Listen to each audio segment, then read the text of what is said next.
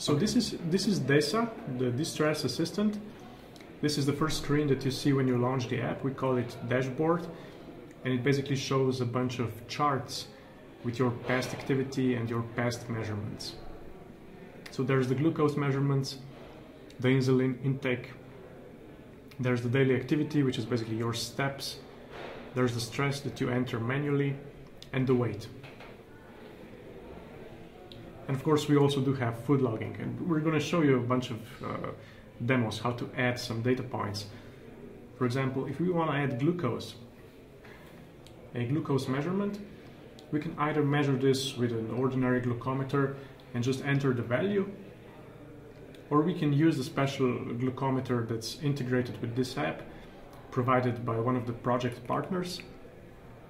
This device uses an audio jack, and we have to increase the volume for it to get enough power. We insert the strip, and onto that strip, of course, the app detects that. We add a drop of blood, and the device performs its measurement. And when it's done, of course, we have a new glucose data point, right? So this is the medical parameter that's being measured using a certified medical device. This is of the most relevance to the physician, but we do also have a bunch of lifestyle parameters that you can kind of track and measure with this app. We do have activity monitor, we use the Fitbit pedometer, and we also use the inbuilt step counter of the new iPhones. There is the stress measurement, of course, which is kind of manual self-reporting. You can set a notification and the app reminds you every once in a while to report how you feel, if you're stressed or not. And of course, we also display this.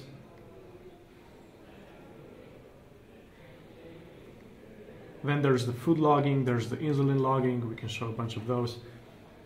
For example, insulin tracking is an important feature because this is basically the most important one for a diabetes patient, because they can basically see their history, and the history repeats itself basically. When you eat a certain kind of food and you measure a certain value for the glucose, you're going to basically need a certain amount of insulin, and this is going to be the same when the situation arises in the future. So basically, by seeing how you reacted and what you did in the past, you can kind of help, the app helps you remember how you reacted and how you felt, right? So this is kind of an external memory for your medical history, if you will.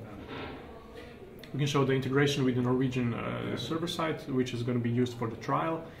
So basically we start the sharing session, and the app, all the data is always in the app. It's never sent to the server. It's not stored on the server. Okay. But basically when you connect, when you want to share the data with a physician, the physician, in a matter of speaking, connects to your phone, to your device, fetches the data just for one-time use, for a single use. The data is displayed in the physician's browser, and when the physician closes the browser, the data is gone. It's only on your device. It never leaves. It's never stored on any server. So basically, to do that, you start the session, you get the session key, and you enter that session key on the server in the browser of the physician. When you do that, basically, the server side acts just as a relay. It connects the phone to the browser for a brief moment, right? And now the physician can basically request data. And when that happens, actually the browser tells the phone, please send me some data. User has to check what kind of data they want to send, and of course agree to sharing. And when they do, the data is pushed to the browser. It's never stored on the relay, it's just pushed to the browser, and the browser does all the display of the data. So this is how the physician can basically see the past records, basically in a manner of speaking, medical records, the insulin history, stuff like that, and consult the patient.